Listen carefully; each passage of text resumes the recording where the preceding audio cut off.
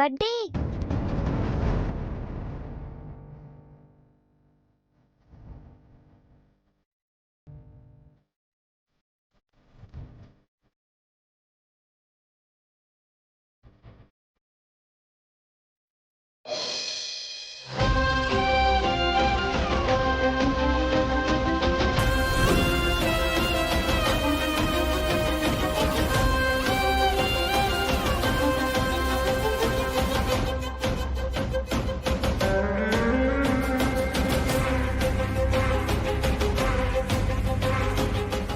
బడ్డీ నిన్నొకటి అడగనా?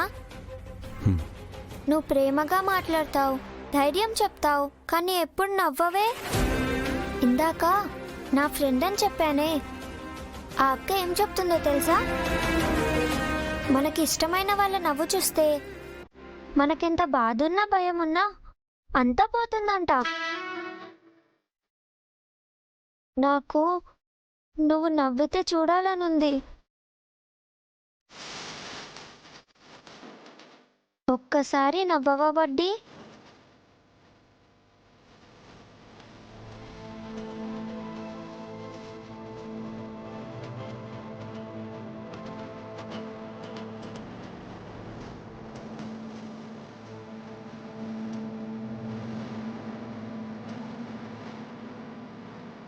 ఏమైంది బడ్డీ?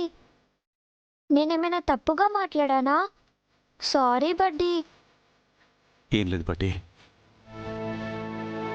నవ్వు అనే పదం విని చాలా రోజులైపోయింది. నవ్వడం కాదు, ఎలా బ్రతకాలో కూడా మర్చిపోయి ఏదో గాలివాటంగా బ్రతికిస్తున్నాను. నా వాళ్ళందరూ నన్ను బాధపడద్దని, జరిగింది మర్చిపోమని, ఎప్పట్లాగే నార్మల్గా ఉండమని చెప్తూ వచ్చారే తప్ప ఒక చిన్న నవ్వుతో ఆ బాధను దాటేయచ్చని నాకెవరు గుర్తు చేయలేదు. ఒక్కసారిగా నవ్వమని అడిగేసరికి